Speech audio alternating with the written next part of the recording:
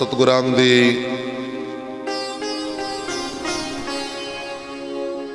साजी और नवाजी हुई साध संगत जीओ,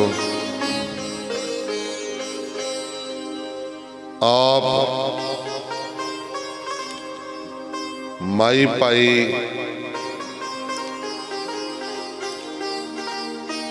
धनता दे जोग हो,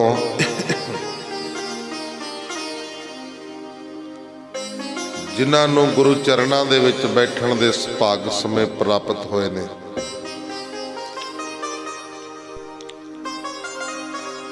असीं तुसीं सारे ही बड़े कर्मां वाले हाँ।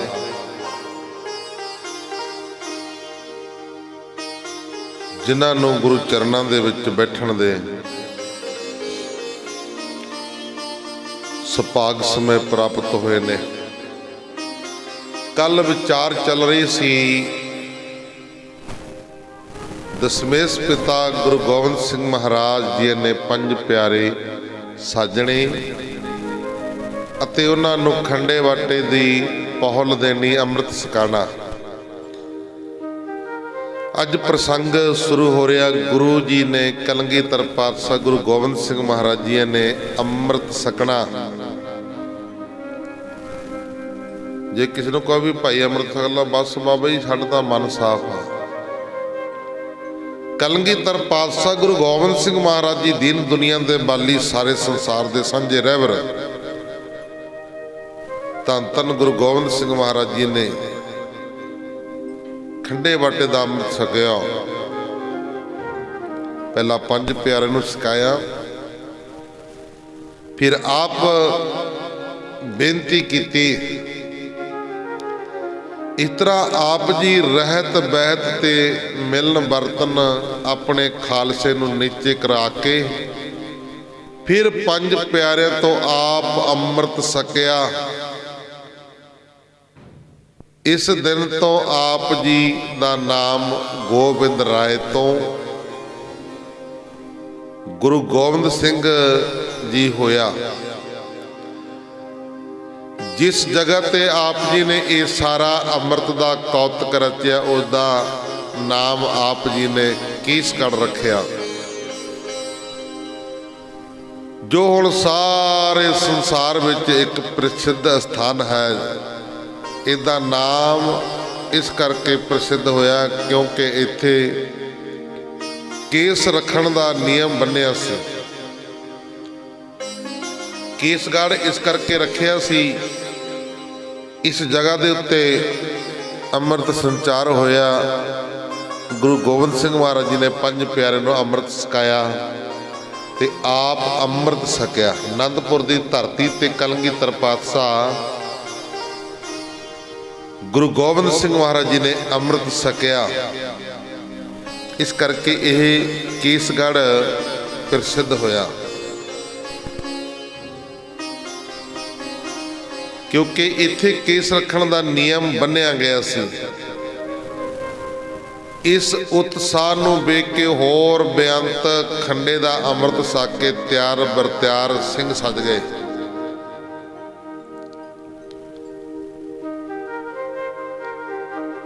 ता गुरमुख प्यारिओ,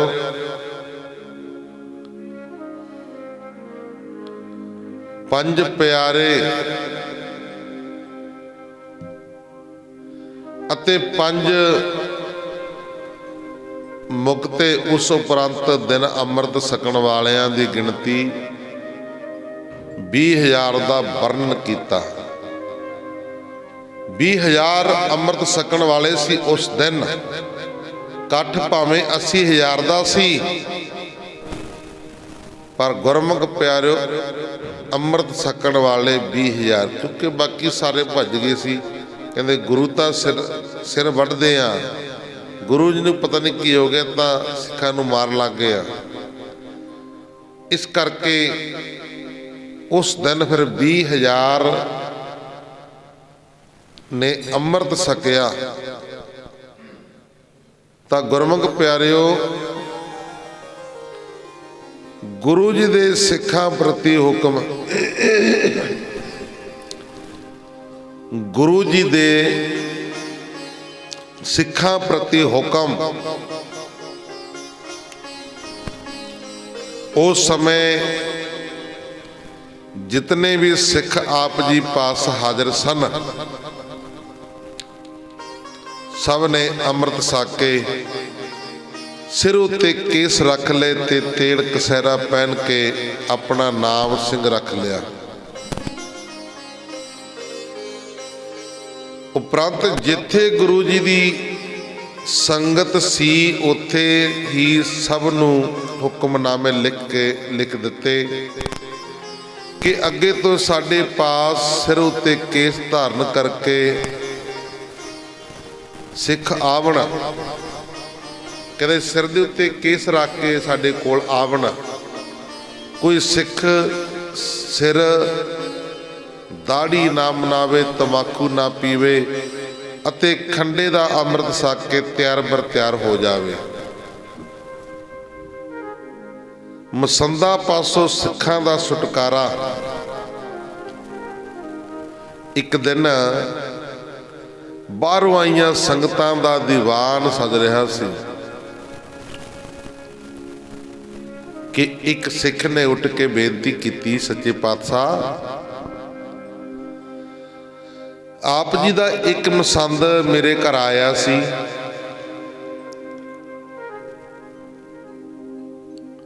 मैं उसका बहुत सत्कार किया।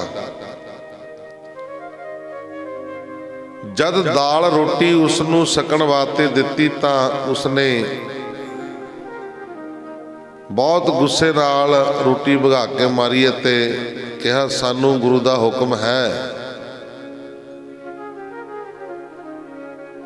कि सिखां दे घरों तिहावल कड़ा प्रसाद सकिया करो।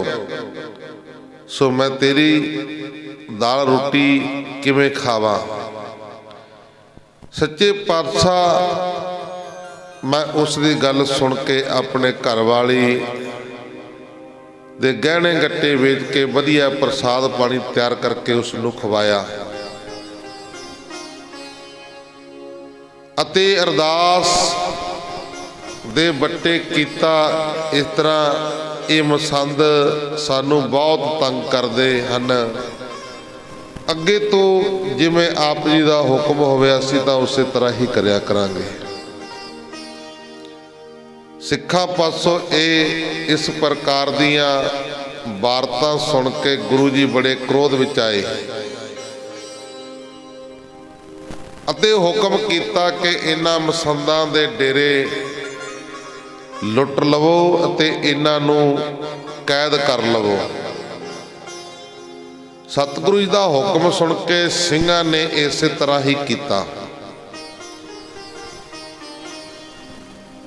अगे तो गुरु जी ने हुक्म कर दिता कि कोई भी साडा सिख मसंदा नूं कार भेटा ना देवे। आपे अपनी दसवंध दी जिहड़ी भेटा है सिख आप दिवाली विसाखी उत्ते लैके आया करना। ये हुक्म सी गुरु गोबिंद सिंह महाराज जी दा। कहंदे जिहड़ा दसवंध है दसवंध दी भेटा है वो जा विसाखी नूं या फिर दिवाली नूं लैके आया करन या किसी दूसरे गुरमुख सिख दे हथ भेज दिया करन।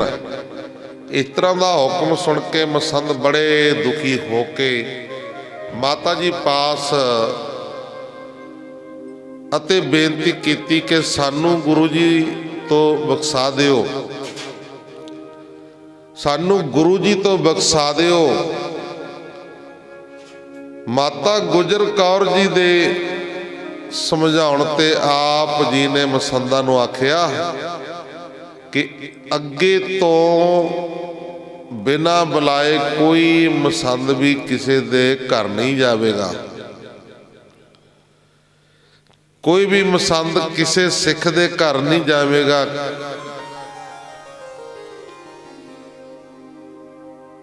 कार भेटा ना लैन जावे ते सिख जो सरदा नाल सकावे ते उस नूं खुश होके सकिया करो। महाराज जी कहते जो सिख सरदा दे नाल भावना दे नाल सकावे ते सरदा दे नाल कहते सकिया करो, प्रवान करया करो। इस तरह समझा के गुरु जी ने मसंदा नूं छड्ड दिता। कहते अज तो बाद मसंदा नूं किसी दे घरे नहीं भेजना। खालसा पंथ दा वाधा होना। हुण जो भी सिख गुरु जी दे दर्शन करन वास्ते आउंदा, वो खंडे दी पौल लैके शस्त्र धारी होके आउंदा ते पैरी पैण दी थां वाहिगुरू जी का खालसा वाहिगुरू जी की फतेह बुलाउंदा है। जदों गुरु जी नूं मिलना आउणा ना तां सानूं फतेह बुलानी चाहीदी है गुरु जी नूं। महाराज जी कहते जदों सिंह आपस दे विच भी मिलदा ना, एक दूजे नूं मिलदे आ तां एक दूजे नूं हत्थ जोड़ के फतेह बुलानी चाहीदी है। वाहिगुरू जी का खालसा वाहिगुरू जी की फतेह। ये गुरु जी का हुक्म है सिख वास्ते। जदों गुरु चरणों दे विच आउणा, सतगुरु दे सामने खड़े आ तां दोवें हत्थ जोड़ के अपने मनो मनी अंदरों सतगुरु जी नूं फतेह बुलाओ। वाहिगुरू जी का खालसा वाहिगुरू जी की फतेह। तां सतगुरु जी का यह हुक्म सी, जिहड़े मेरे सिख ने आपस दे विच मिलन, एक दूजे नूं मिलन, किसी नूं संगत नूं मिलन, गुरु दे कोल आउण तां फतेह बुलाया करना। जात पात दा भरम सब ने मिटा दिता ते अपने आप नूं उच्चे ते वड्डे समझण लग पे। इस तरह जगत विच अकाल नूं मन्नण वाला खालसा पंथ प्रगट होके रात दिन चंद वांगू बदन लगा। परंतु जिहड़े मंदे भागां वाले सन, जगत की आखेगा। जिहड़े मंदे भागां वाले जगत की आखेगा दी कान विच फसे रहे, उन्हां ने ना खंडे दी पौल लई ते ना ही सतगुरु जी दे दर्शन करन वास्ते आए। जिन्हां दे पूर्वले कर्म चंगे सन, वो गुरु जी दे हुक्म नूं प्रेम नाल मन के नेता प्रति सैकड़ियां दी गिनती विच हजारां हाजिर हो के अमृत साके पूर्ण रहत मर्यादा। जैसा कि सिर ते केस तेड़ कसैरा आदक पंज ककार धारण करके गुरु जी दे पूर्ण श्रद्धालु सिख सज गए, जिन्हां नूं वेख के लोग बड़े हैरान हुंदे सन। क्या सी ना कलगीधर पातशाह गुरु गोबिंद सिंह महाराज जी ने कहते ऐसा खालसा साजांगा जिहड़ा लखां दे विच खड़ा पता लगे भी गुरु का खालसा खड़ा है, मुनकर नहीं होवेगा। क्योंकि जदों गुरु तेग बहादुर महाराज जी का सीस धड़ दे नाल युद्ध किया गया सी ना, उदों सारे सिख मुनकर हो गए सी। कहते असीं तो सिखे नहीं हाँ, डरदे मारे कहते असीं तो सिखे नहीं हाँ। जदों सीस लैके गया महाराज जी कलगीधर पातशाह गुरु गोबिंद सिंह महाराज की 9 साल की उम्र सी उस समय। महाराज जी कहते भाई जैतिया, दिल्ली दी संगतां विच बड़ा रोह आया होना, बड़ा जालो जलाल होए होने जदों सीस वाली घटना वापरी होएगी। कहता महाराज जी क्या नूं पुछदे हो? कहता वो तो इत्थों तक मुनकर हो गए कि असीं तो सिखे नहीं। आखो सतनाम। गुरु नानक देव महाराजियां तो लैके गुरु तेग बहादुर महाराजियां तक ਚਰਨ ਪਹੁਲ ਚਲਦੀ ਆਈ ਆ। ਉਦੋਂ 5 ਕਕਾਰ ਨਹੀਂ ਸੀ ਪਵਾਏ ਜਾਂਦੇ, ਅੰਮ੍ਰਿਤ ਨਹੀਂ ਸੀ ਛਕਾਇਆ ਜਾਂਦਾ। ਚਰਨ ਪਹੁਲ, ਚਰਨ ਪਹੁਲ ਸਤਿਗੁਰੂ ਮਹਾਰਾਜ ਜੀ ਆਪਣੇ ਚਰਨਾਂ ਦਾ ਅੰਗੂਠਾ ਜਲ ਨੂੰ ਲਾ ਦਿੰਦੇ ਸੀ ਤੇ ਫਿਰ ਉਹ ਜਿਹੜੇ ਗੁਰੂ ਦੇ ਸ਼ਰਧਾਲੂ ਬਣਦੇ ਸੀ ਉਹ ਚਰਨ ਪਹੁਲ ਲੈਂਦੇ ਸੀ। ਇਹ ਚਰਨ ਪਹੁਲ ਨੂੰ ਫਿਰ ਗੁਰਮੁਖ ਪਿਆਰਿਓ ਖੰਡੇ ਬਾਟੇ ਦੀ ਪਹੁਲ ਦੇ ਵਿੱਚ ਕਲਗੀਧਰ ਪਾਤਸ਼ਾਹ ਗੁਰੂ ਗੋਬਿੰਦ ਸਿੰਘ ਮਹਾਰਾਜ ਨੇ ਬਦਲਿਆ। ਅੰਮ੍ਰਿਤ ਤਿਆਰ ਕੀਤਾ, 5 ਬਾਣੀਆਂ ਪੜ੍ਹੀਆਂ ਗਈਆਂ, ਨਾਲ ਨਾਲ ਖੰਡਾ ਚੱਲਦਾ ਗਿਆ। ਜਿੰਨੇ ਵੀ ਜਾਤ ਗੋਤ ਵਰਨ ਸਭ ਹਉਮੈ ਹੰਕਾਰ ਈਰਖਾ ਦਵੈਸ ਸਭ ਗੁਰਮੁਖ ਪਿਆਰਿਓ ਬਾਟੇ ਦੇ ਵਿੱਚ ਰਗੜ ਦਿੱਤੇ। ਆਖੋ ਸਤਨਾਮ। ਮਹਾਰਾਜ ਜੀ ਕਹਿੰਦਾ ਅੱਜ ਤੋਂ ਕੋਈ ਜਾਤ ਨਹੀਂ, ਕੋਈ ਗੋਤ ਨਹੀਂ, ਕੋਈ ਕੁਛ ਨਹੀਂ ਹੈ। ਸਭ ਨੂੰ ਨਿਰੋਲ ਬਣਾ ਦਿੱਤਾ ਹੈ। ਉਸ ਦਿਨ ਕਿਹਾ ਸੀ ਜਦੋਂ ਸਿਰ ਲੈ ਕੇ ਗਿਆ ਸੀ, ਮਹਾਰਾਜ ਜੀ ਕਹਿੰਦੇ ਐਸਾ ਖਾਲਸਾ ਸਾਜਾਂਗਾ ਭਾਵੇਂ ਲੱਖਾਂ ਦੇ ਵਿੱਚ ਖੜਾ ਹੋਵੇਗਾ, ਮੁਨਕਰ ਨਹੀਂ ਹੋਵੇਗਾ, ਦੂਰੋਂ ਪਤਾ ਲੱਗੇਗਾ ਕਿ ਗੁਰੂ का ਖਾਲਸਾ ਖੜਾ ਹੈ। ਫਿਰ ਗੁਰਮੁਖ ਪਿਆਰੇ ਗੁਰੂ ਕਲਗੀਧਰ ਪਾਤਸ਼ਾਹ ਗੁਰੂ ਗੋਬਿੰਦ ਸਿੰਘ ਮਹਾਰਾਜ ਜੀ ਨੇ ਸਾਨੂੰ ਆ ਰੂਪ ਦਿੱਤਾ ਖਾਲਸੇ ਵਾਲਾ। ਐਵੇਂ ਨਹੀਂ ਮਹਾਰਾਜ ਨੇ ਕਿਹਾ ਖਾਲਸਾ ਮੇਰਾ ਰੂਪ ਹੈ ਖਾਸ, ਖਾਲਸੇ ਮੈਂ ਹੋਂ ਕਰੂ ਨਿਵਾਸ। ਕਹਿੰਦੇ ਜਿਹੜਾ ਖਾਲਸਾ ਪੂਰਨ ਬਾਣਾ ਬਾਣੀ ਦਮਾਲਾ ਬਣ ਕੇ ਰੱਖੇਗਾ, ਬਾਣੀ ਪੜੇਗਾ, ਰਹਿਤ ਮਰਿਆਦਾ ਵਿੱਚ ਰਹੇਗਾ, ਮਹਾਰਾਜ ਜੀ ਕਹਿੰਦੇ ਮੇਰਾ ਹੀ ਰੂਪ ਹੈ ਭਾਈ। ਆਖੋ ਸਤਨਾਮ। ਫਰਕ ਨਹੀਂ ਹੈ, ਕਹਿੰਦੇ ਮੇਰਾ ਰੂਪ ਹੈ ਖਾਲਸਾ, ਮੇਰਾ ਰੂਪ ਹੈ ਖਾਸ। ਖਾਲਸੇ ਮੈਂ ਹੋ ਕਰੂ ਨਿਵਾਸ, ਮਹਾਰਾਜ ਜੀ ਕਹਿੰਦੇ ਫਿਰ ਉਹਦੇ ਵਿੱਚ ਮੇਰਾ ਨਿਵਾਸ ਹੈ। ਇਸ ਕਰਕੇ ਖਾਲਸੇ ਸਜੀਏ, ਗੁਰੂ ਵਾਲੇ ਬਣ ਕੇ ਖੰਡੇ ਬਾਟੇ ਦਾ ਅੰਮ੍ਰਿਤ ਛਕ ਕੇ ਵਾਹਿਗੁਰੂ ਨਾਮ ਜਹਾਜ਼ ਹੈ ਚੜੇ ਸੁਤਰੇ ਪਾਰ, ਵਾਹਿਗੁਰੂ ਦੇ ਨਾਮ ਰੂਪੀ ਜਹਾਜ਼ ਤੇ ਚੜੀਏ। ਅੱਗੇ ਇਤਿਹਾਸ ਸ਼ੁਰੂ ਹੋਣ ਲੱਗਾ। ਗਧੇ ਨੂੰ ਸ਼ੇਰ ਦਾ ਬਾਣਾ, ਗਧੇ ਨੂੰ ਸ਼ੇਰ ਦਾ ਬਾਣਾ ਪਵਾ ਦਿੱਤਾ। ਸੁਣੋ ਧਿਆਨ ਨਾਲ। ਇੱਕ ਦਿਨ ਭਾਈ ਉਦੇ ਸਿੰਘ ਨੇ ਜੰਗਲ ਵਿੱਚੋਂ ਸ਼ੇਰ ਮਾਰ ਕੇ ਲਿਆਂਦਾ। ਸਤਿਗੁਰੂ ਜੀ ਨੇ ਉਸ ਸ਼ੇਰ ਦੀ ਸਿਰ ਤੋਂ ਪੈਰਾਂ ਤੱਕ ਖੱਲ ਉਤਰਵਾ ਕੇ ਰਾਤ ਨੂੰ ਇੱਕ ਖੋਤੇ ਮੰਗਵਾ ਕੇ ਉਸ ਨੂੰ ਪਹਿਨਾ ਦਿੱਤੀ। ਖੱਲ ਸ਼ੇਰ ਦੀ ਉਤਾਰ ਕੇ ਖੋਤੇ ਤੇ ਪਵਾ ਦਿੱਤੀ।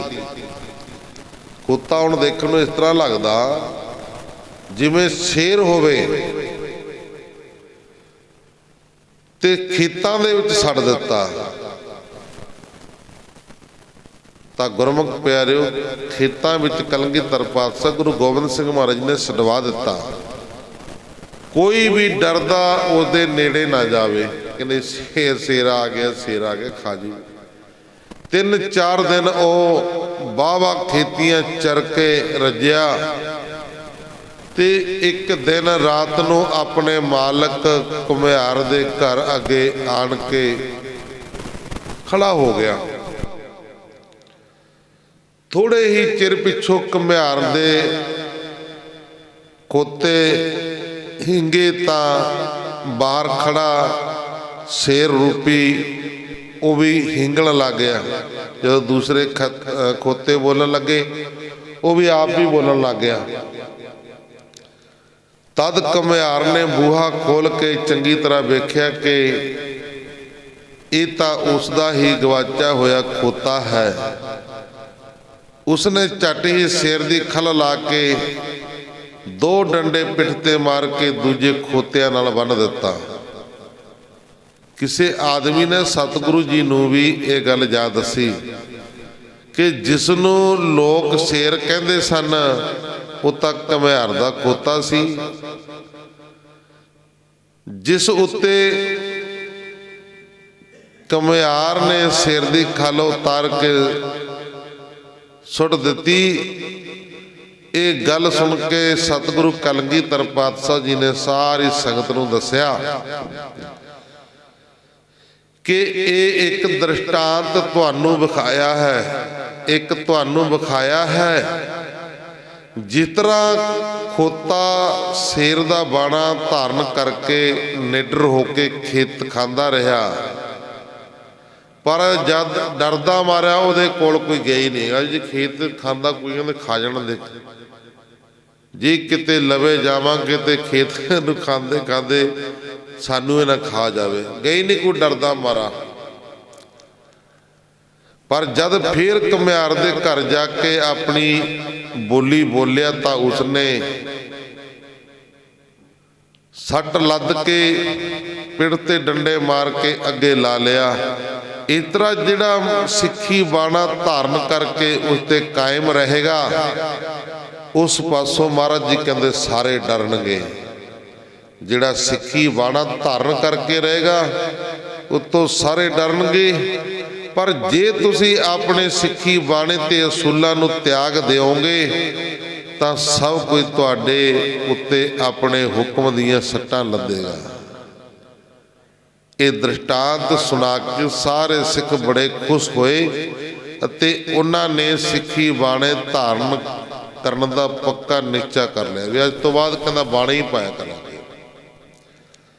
ਨਿਤਾ ਪ੍ਰਤੀ ਅਨੇਕਾਂ ਹੀ ਸਿੱਖ ਅੰਮ੍ਰਿਤ ਛਕਦੇ ਤੇ ਸਤਿਗੁਰੂ ਜੀ ਉਹਨਾਂ ਨੂੰ ਰਹਿਤ ਦੱਸਦੇ ਅਤੇ ਮਸੰਦਾਂ ਨਾਲ ਮੇਲ ਰੱਖਣ ਦੀ ਮਨਾਹੀ ਕਰਦੇ। ਮਹਾਰਾਜ ਜੀ ਕਹਿੰਦੇ ਸਿੰਘਾਂ ਨੂੰ ਕਹਿੰਦੇ ਮਸੰਦਾਂ ਦੇ ਨਾਲ ਨਹੀਂ ਮੇਲ ਕਰਨਾ।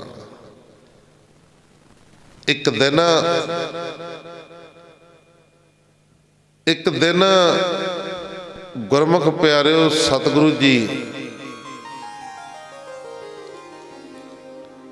ਅਕਾਲ ਪੁਰਖ ਨੂੰ ਹੀ ਮੰਨਣਾ, ਮਹਾਰਾਜ ਜੀ ਕਹਿੰਦੇ ਕੇਵਲ ਇੱਕ ਅਕਾਲ ਪੁਰਖ ਨੂੰ ਹੀ ਮੰਨਣਾ ਹੁਕਮ ਕਰਕੇ ਖਾਲਸੇ ਨੂੰ ਤਿਆਰ ਬਰ ਤਿਆਰ ਕਰਕੇ ਉਤਸ਼ਾਹ ਭਰ ਦਿੰਦੇ। ਅੱਗੇ ਇਤਿਹਾਸ ਨੂੰ ਪਿੰਡ ਨੂੰ ਡੰਡ ਦੇਣਾ। ਸਤਿਗੁਰੂ ਜੀ ਸਿੱਖਾਂ ਨੂੰ ਉਪਦੇਸ਼ ਦੇ ਕੇ ਸਾਤਰ ਧਾਰਨ ਦੇ ਗੁਣ ਦੱਸ ਰਹੇ ਸਨ ਕਿ ਰਾਜ ਸਾਤਰਾਂ ਦੇ ਅਧੀਨ ਹੁੰਦਾ ਹੈ। ਜੋ ਸਾਤਰ ਧਾਰਨ ਨਹੀਂ ਕਰਦਾ ਉਸ ਦਾ ਰਾਜ ਭਾਗ ਜਾਂਦਾ ਰਹਿੰਦਾ ਹੈ ਅਤੇ ਹੋਰ ਕਾਰਜ ਵੀ ਵਿਗੜ ਜਾਂਦੇ ਹਨ। ਇਸ ਕਰਕੇ ਤੁਸੀਂ ਸਾਰੇ ਨਿਸ਼ਚੇ ਸ਼ਸਤਰਾਂ ਨੂੰ ਧਾਰਨ ਕਰੋ ਅਤੇ ਇਹਨਾਂ ਦੇ ਚਲਾਉਣ ਦਾ ਅਭਿਆਸ ਕਰੋ। ਜਿਹੜਾ ਪੁਰਸ਼ ਸ਼ਾਸਤਰ ਤੇ ਕਿਸ ਸਹਿਤ ਹੈ ਉਹ ਸਾਰਾ ਮਨੁੱਖ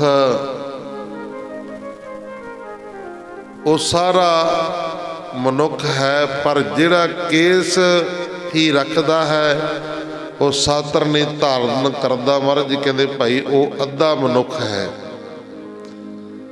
ਉਹ ਅੱਧਾ ਮਨੁੱਖ ਹੈ। ਇਸ ਤਰ੍ਹਾਂ ਇੱਕ ਦਿਨ ਦੀਵਾਨ ਲੱਗਿਆ ਹੋਇਆ ਸੀ ਕਿ ਇੱਕ ਸਿੱਖ ਨੇ ਬੜੀ ਕਾਹਲੀ ਦੇ ਨਾਲ ਬੇਨਤੀ ਕੀਤੀ ਕਿ ਨੂਹ ਪਿੰਡ ਦੇ ਗੁੱਜਰ ਤੇ ਰੰਗੜ ਲੋਕਾਂ ਨੇ ਸੰਗਤ ਨੂੰ ਲੁੱਟ ਲਿਆ। ਜਿਹੜਾ ਸਿੱਖਾਂ ਨੇ ਸ਼ਾਸਤਰ ਨਾਲ ਜੰਗ ਕੀਤਾ ਉਹ ਬਚ ਗਏ, ਬਾਕੀ ਜੋ ਸ਼ਾਸਤਰਹੀਣ ਜਿਨ੍ਹਾਂ ਕੋਲ ਸ਼ਾਸਤਰ ਨਹੀਂ ਸਨ ਉਹ ਵਿਚਾਰੇ ਚੁੱਪ ਚਪੀਤੇ ਹੀ ਲੁੱਟੇ ਗਏ। ਸਤਿਗੁਰੂ ਕਲਗੀਧਰ ਪਾਤਸ਼ਾਹ ਗੁਰੂ ਗੋਬਿੰਦ ਸਿੰਘ ਮਹਾਰਾਜ ਜੀ ਨੇ ਸਿੰਘ ਸਾਜਿਆ। ਸਿੰਘ ਨਾਮ ਹੈ ਸ਼ੇਰ ਦਾ। ਤਾਂ ਗੁਰਮੁਖ ਪਿਆਰਿਓ ਮਹਾਰਾਜ ਜੀ ਨੇ ਹੁਕਮ ਕੀਤਾ, ਕਹਿੰਦੇ ਮੇਰਾ ਸਿੱਖ ਆ ਜਿਹੜਾ ਉਹ ਸ਼ਾਸਤਰ ਪਹਿਨ ਕੇ ਰੱਖੇ, ਉਹ ਸ਼ਾਸਤਰ ਤੋਂ ਬਿਨਾਂ ਨਾ ਰਹੇ। सतगुरु जी ने सत्र पहनण का सारिਆਂ ਨੂੰ हुक्म कर दिता। महाराज जी कहते जिहड़ा जिन्हां सिखां ने सातर नाल जंग कीता वो बच गए, बाकी दे जो सातरहीन सन वो बेचारे चुपचाप ही लुटे गए। सतगुरु जी ने संगत नूं धीरज दित्ती ਅਤੇ ਆਪਣੇ पास डेरा लवा दिता। दूजे दिन आप जी शिकार दे बहाने उस नूह पिंड वाल रणजीत नगारा बजाउंदे हुए सिख सूरमे नाल चले गए।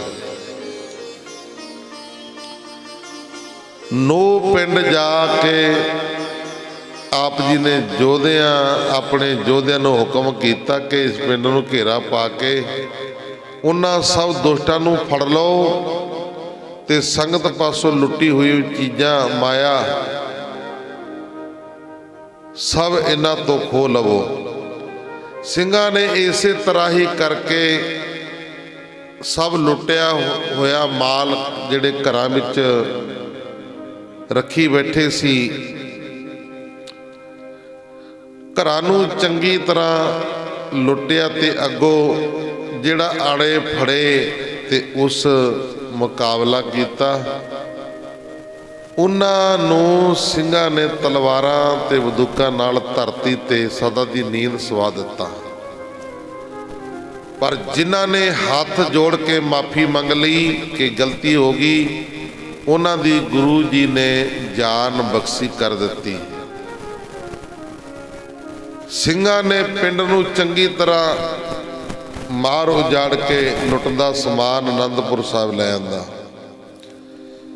दूसरे दिन गुरु जी ने यह लुटदा माल सब उन्हां ਸਿੰਘਾਂ नूं वंड दिता जिन्हां दा समान इस पिंड दे लोकां ने लुटिया सी।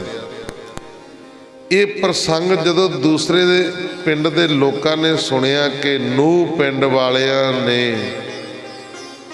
गुरु जी की संगत लुटी सी, जिस करके इन्हां नूं ये सख्त सजावा मिलियां,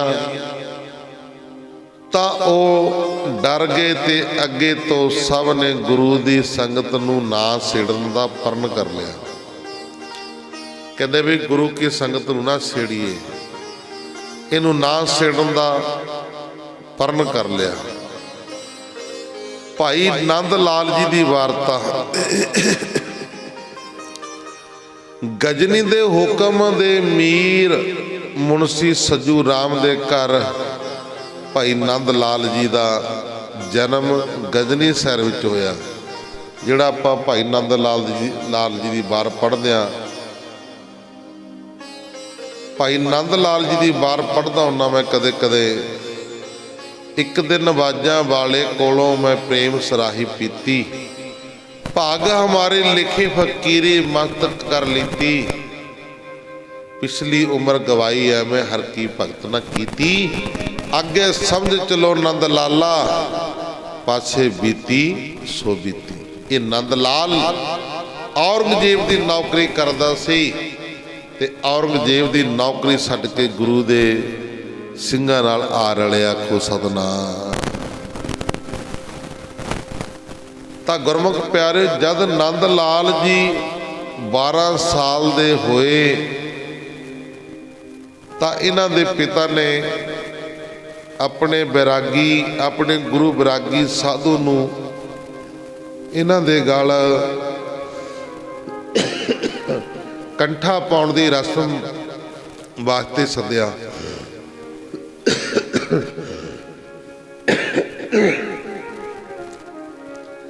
जद भाई नंद लाल जी नूं बैरागी गुरु ने उपदेश दे के कंठा गल विच पाउण वास्ते आखिया तां आप जी ने हथ जोड़ के कहा, इस कंठे तो मैनू कोई आनंद प्राप्त नहीं हुंदा। मेरे गल विच तुसी ओ कंठा पावो जिस विच परमेश्वर दा जस होवे, जिसनूं जपण नाल मैनू सदा ही आनंद रहे। ਨੰਦ ਲਾਲ ਦੀ ਇਹ ਗੱਲ ਸੁਣ ਕੇ ਬੈਰਾਗੀ ਗੁਰੂ ਬੜਾ ਖੁਸ਼ ਹੋਇਆ ਤੇ ਉਸਦੇ ਪਿਤਾ ਨੂੰ ਕਿਹਾ ਕਿ ਇਹ ਬਾਲਕ ਬੜਾ ਬੁੱਧੀਵਾਨ ਹੈ। मेरे पास ऐसी कंठी नहीं है, जिस पास होवेगी उस तो ये पवा लवेगा।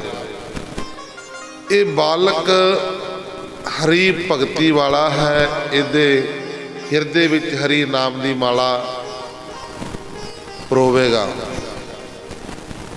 उपरंत नंद लाल जी 18 साल की उम्र तक फारसी इलम पढ़ के बड़ा लायक हो गया। इन्हें फारसी पढ़ी, इलम पढ़ के बड़ा लायक हो गया। इसनों होनहार अकलमंद वेख के शहजादा बहादुर शाह ने अपने पास नौकर रख लिया। इस शहजादा बहादुर सिंह कौन? औरंगजेब का पुत्र सी। आखो सतनाम। औरंगजेब का पुत्र सी बहादुर शाह, ते बहादुर शाह ने अपने पास नौकर रख लिया। पर नंद लाल नूं रात दिन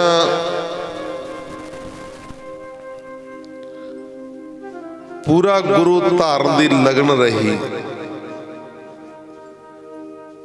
कुछ समय उपरंत उसनूं पता लगा कि इस वेले आनंदपुर साहिब विच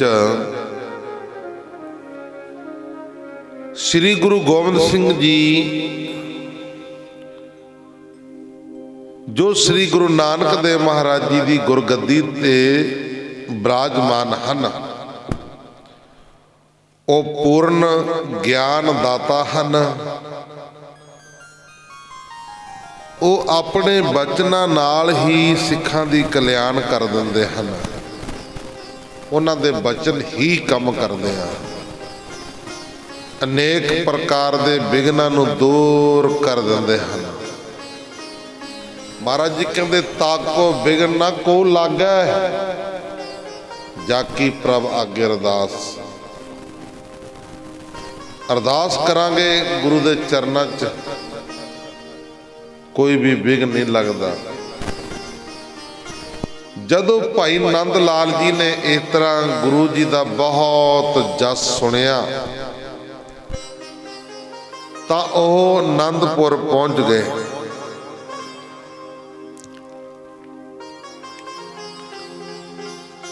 भाई जी ने हिरदे विच इह धारण कर लई कि जेकर गुरु जी मेरे मन का मनोरथ समझ के आप ही मैनू आवाज़ मार के हाल पुछणगे तो मैं उन्होंने अंतरजामी जाणागा।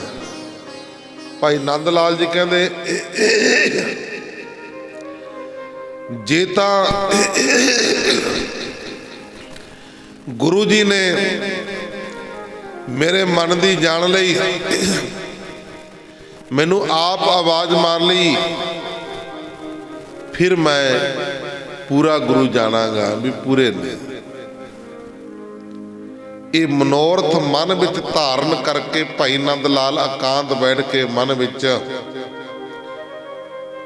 गुरु जी की आराधना करता रहा, गुरु जी के नाम का सिमरन करता रहा। कुछ दिन उपरंत जद भाई नंद लाल जी दे प्रेम ने गुरु जी दे मन नूं बहुत खिच पा ली, तो आप जी ने एक मवेड़े नूं हुक्म किया कि जाओ उत्थे एक सिख नंद लाल नाम दा बैठा होया है, कहते उसनूं बुला के लियाओ। जदों सिख ने जाके पूछया कि तुहाडा नाम नंद लाल है, तुहानू जी गुरु जी बुलाउंदे हन। भाई नंद लाल जी बड़े खुश होए भी मन की जान लई। सिख दे नाल चल पे ते हाज़र हो के गुरु जी दे चरणों के उत्ते मत्था टेकिया अते दर्शन परसन करके बेनती की कि सतगुरु जीओ मैं तुहाडी शरण विच आया हाँ, मेरा जन्म मरण कट दिओ, मैनू बंधना तो मुक्त कर दिओ। सतगुरु जी ने भाई नंद लाल जी दे प्रेम ते सरदा नू वेख के नदरी नदर निहाल कर दिता। जैसा कि बाणी का फरमान है, कबीर सतगुर सूर में बाह्या बाण जो एक, लागत ही भोए गिर परिया परा करेजे सेक। सतगुरु जी दे उपदेश रूपी बाण नाल भाई नंद लाल जी का हिरदा बिन्निया गया अते चरना तो विछड़ के होर किते जान जोगा ना रहा। भाई नंद लाल जी सतगुरु जी की सेवा विच बहुत समा टिके रहे अते प्रेम सरदा नाल भरे हुए फारसी जवान विच आप जी की उपमा ते कविता लिखदा रहिंदा। कविता रच के आप जी नूं सरदा ते फुल भेंट करते रहे। कुछ समा गुरु जी दे चरणों दे विच बतीत करके भाई नंद लाल जी फिर बहादुर शाह दे जोर देण ते ओदे पास चले गए। बहादुर शाह ने बड़ा जोर लाया, कहने भी तेरे बिना काम नहीं चलता मेरा, तू मेरे कोल आ जा, तू गुरु दे दर्शन कर लिया ठीक आ ते हुण तू मेरे कोल वापस आ जा। तां गुरमुख प्यारिओ,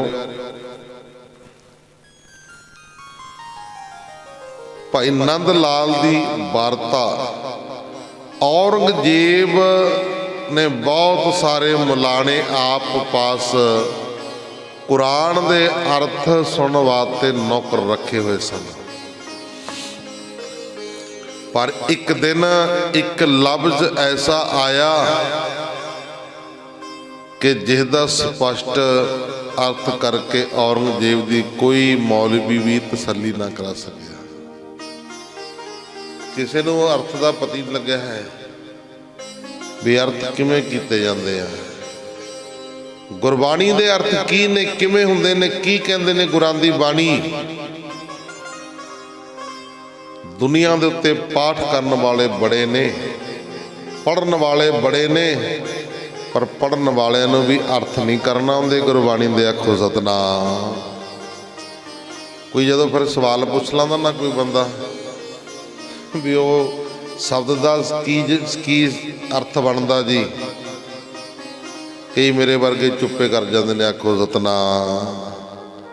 कहणगे जी साडे बाबा जी ने इन्हां नूं पुछ लो जी। लै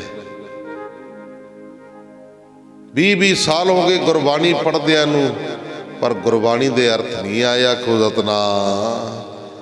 जे तक गुरु की बाणी नूं प्रेम नाल पढ़ांगे, सरदा नाल पढ़ांगे, भावना नाल पढ़ांगे, फिर तां हुंदी आ किरपा, फिर हुंदी आ मेहर। जे भाई बद्धा चट्टी भरांगे बस फिर तां काम जी सारना भी चलो 5 बाणी का नितनेम हो गया। अरदास करी तुसी अपने घरे, मैं अपने मंजे ते, ना तुहाडे पल्ले पिया कुछ ते ना मेरे पल्ले पिया कुछ।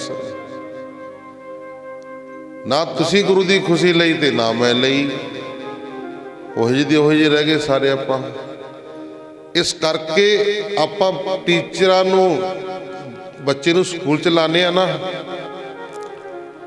बच्चे नूं स्कूल दे विच लाउण तो पहलां ये देखदे भी जिहड़े अध्यापक ने, स्कूल का स्टाफ आ, ये वधिया ने, ये वधिया पढ़े लिखे ने, वधिया पढ़ाउणगे बच्चों नूं, वो देखदे आ। वधिया गौर करनगे चंगी तरह भी जिहड़े स्कूल दे स्टाफ आ वो वधिया होना चाहिदा ते वधिया होणगे ते साडे बच्चे भी वधिया होणगे। आखो सतनाम। साडे बच्चे भी वधिया पढ़नगे, डिग्रियां लैणगे। तां गुरमुख प्यारे इसे तरह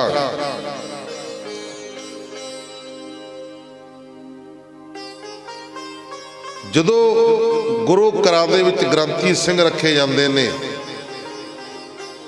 ਅਸੀਂ ਉਹਨਾਂ ਨੂੰ ਇਹ ਨਹੀਂ ਦੇਖਦੇ ਵੀ ਇਹ ਵਧੀਆ ਨੇ, ਇਹਨਾਂ ਨੂੰ ਗੁਰਬਾਣੀ ਦੇ ਅਰਥ ਆਉਂਦੇ ਨੇ, ਇਹ ਗੁਰਬਾਣੀ ਸੁੱਧ ਪੜ੍ਹਦੇ ਨੇ, ਇਹ ਮਾਣ ਮਰਿਆਦਾ ਵਾਲੇ ਨੇ, ਇਹ ਚੜ੍ਹਦੀ ਕਲਾ ਵਾਲੇ ਨੇ, ਤੇ ਚੜ੍ਹਦੀ ਕਲਾ ਕਰ ਵੀ ਦੇਣਗੇ ਕਿ ਨਹੀਂ।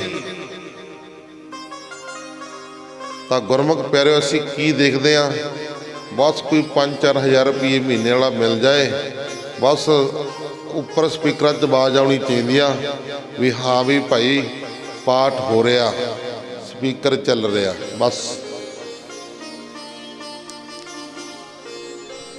ਮਾਣ ਨਹੀਂ, ਕੋਈ ਮਰਿਆਦਾ ਨਹੀਂ, ਕੋਈ ਰਹਿਤ ਨਹੀਂ ਹੈ। ਮਹਾਰਾਜ ਜੀ ਕਹਿੰਦੇ ਰਹਿਤ ਬਿਨਾ ਦਰ ਚੋਟਾਂ ਖਾਵੇ, ਰਹਿਤ ਬਿਨਾ ਨਹਿ ਸਿੱਖ ਕਹਾਵੇ।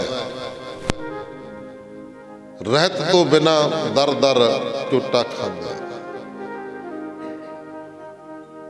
ਇਹ ਦੇਖਦੇ ਆ ਬਸ ਸਪੀਕਰ ਚੱਲ ਰਿਹਾ ਵੀ ਭਾਈ ਗੁਰੂ ਘਰ ਦੇ ਵਿੱਚ ਪਾਠ ਹੋ ਰਿਹਾ। ਜੇ ਅਰਥਾਂ ਦੀ ਕਥਾ ਪੁੱਛ ਲਓ ਵੀ ਅਰਥਾਂ ਕਥਾ ਹੀ ਕਰ ਦਿਆ ਕਰੋ ਜੀ, ਅੱਗੋਂ ਟਾਲ ਮਟੋਲੀ ਜੀ ਕਰਕੇ ਵੀ ਸਮਾਂ ਨਹੀਂ ਹੈ ਜੀ, ਹੁਣ ਸਮਾਂ ਘੱਟ ਹੁੰਦਾ, ਉਹ ਆ 20 ਗੱਲਾਂ ਕਰਕੇ